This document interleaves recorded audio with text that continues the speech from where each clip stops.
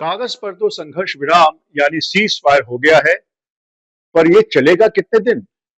ऐसे तो cease fire Lebanon में भी है, पर इजराइल ने एक दिन भी वहां गोलाबारी बंद नहीं की है। 1948 से क्या, कभी भी इजराइल ने कोई समझौते को पूरा नहीं किया है। कोई ये कैसे मान ले कि दो मुहा सांप काटता नहीं है? अमेरिका की ही बात का भरोसा आज आखिर किसे है? तो हम सब क्या शांति का उत्सव मनाएं या नरसंहार के जारी रहने के लिए अपने दिल को मजबूत करें?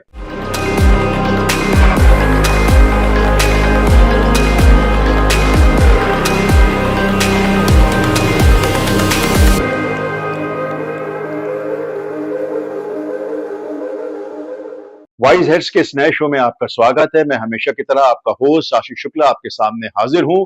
आज रविवार से यानी जनवरी 19 से इजराइल और हमास के बीच सीज फायर का पहला फेज शुरू हो रहा है। 42 दिन के इस फेज में 33 इजरायली बंधकों के एवज में 1000 फिलिस्तीनी बंदी रिहा किए जाएंगे।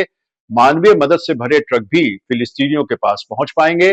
पहले फेज के 22वें दिन इजराइल नेट्जरिम कॉरिडोर से हट जाएगा। ये कॉरिडोर दक्षिणी और उत्तरी गाजा को अलग करता है। अगर इजराइल यहां से हटा तो दक्षिण में फंसे फिलिस्तीनी एक बार फिर उत्तरी गाजा में आ पाएंगे। सुनने में तो यह बहुत अच्छा लगता है, पर जो मुल्क सीज फायर साइन होने के बाद भी लाशों से गाजा को पाटता जा रहा है, वो सीज फायर को कितने दिन मानेगा? जब तक 22 दिनों के बाद नेट्जरिम कॉरिडोर को छोड़ने की बात आएगी, तब तक इजराइल कोई ना कोई ऐसा बहाना करेगा जिससे वो हमास को आतंकवादी ठहरा सके।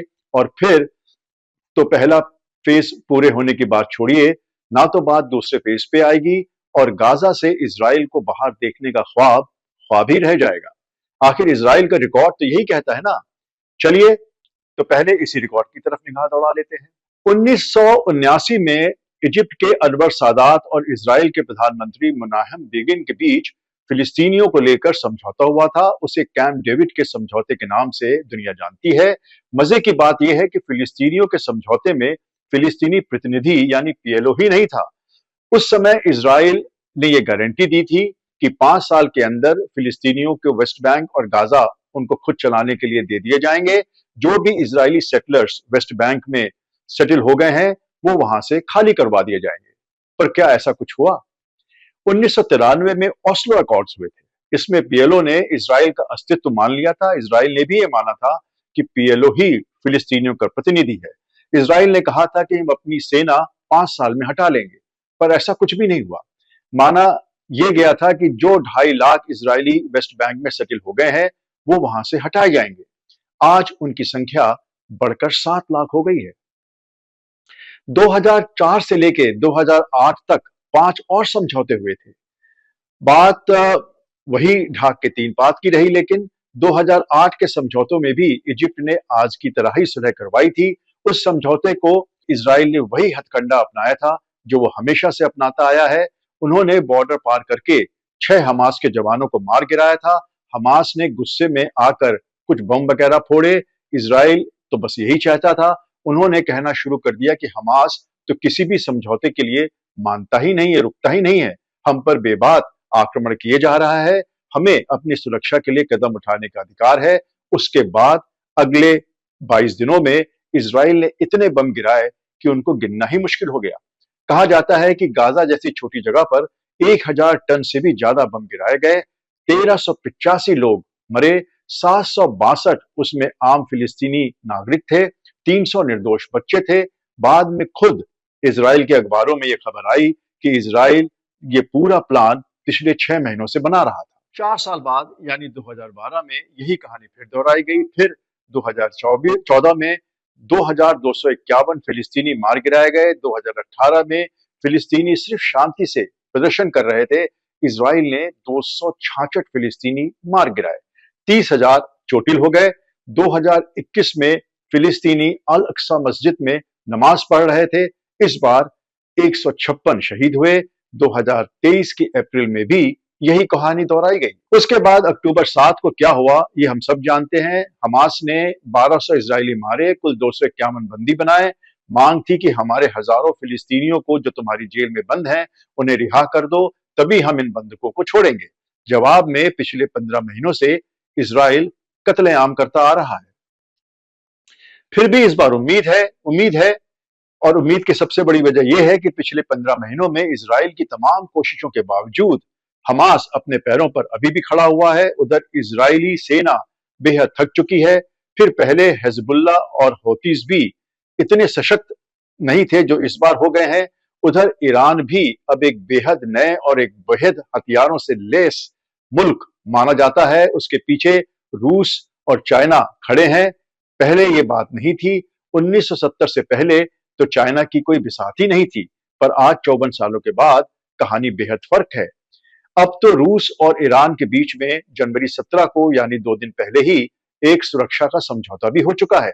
यानी ईरान की मदद के लिए रूस अब बाध्य है। रूस की मिलिट्री की आज दुनिया में कोई भी सानी नहीं है।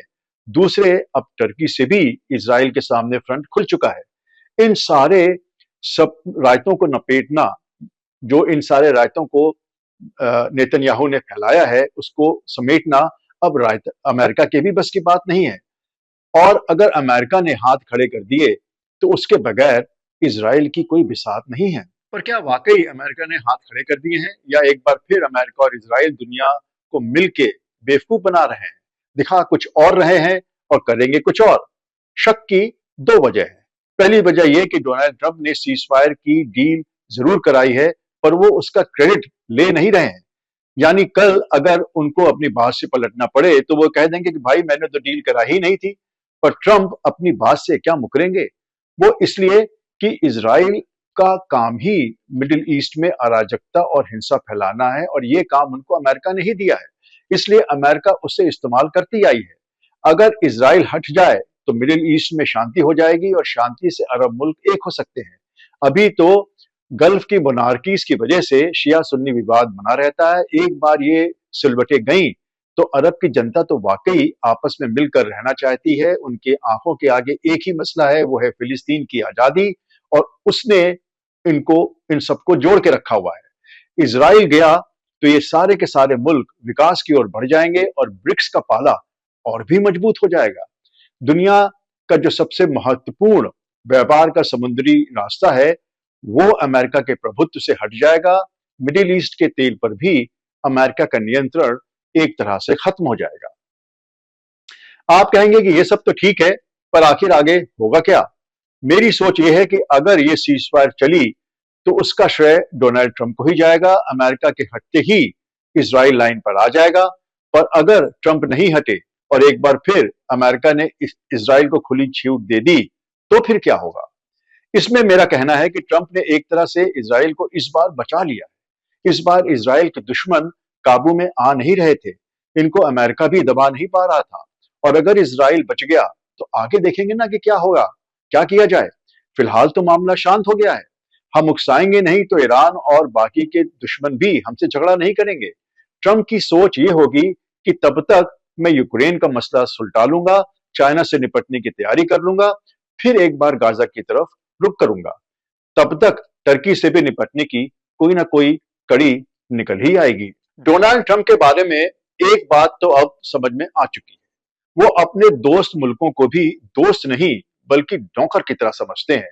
कनाडा के साथ उन्होंने क्या रुख किया है ये सबको मालूम है। नाटो को वो जूते की नोक पर रखते हैं। उनका ये मानना है कि अगर हम तुम्हारा बोझ उठा रहे हैं तो हमें भुगतान तुम ही करोगे। अगर हम तुम्हारे बिल उठाते हैं तो आदेश भी हमारा ही होगा। ऐसा कब हुआ है कि मालिक ही नौकर की चाटुकारिता करे? दूसरे ट्रंप किसी भी हालत में अपने सैनिक मिडिल ईस्ट में मरने नहीं देंगे। अगर इजराइल अपनी लड़ाइयों में अमेरिका को शामिल करेगी तो वो कहेंगे कि भाई लड़ाई हम शुरू करते हैं लेकिन तुम ही निपटो इनसे, हम इसमें नहीं आएंगे। तो ये तो नहीं हो पाएगा कि इजराइल लड़ाई शुरू करे और उम्मीद करे कि अमेरिका उसको बचा ले जाएगा।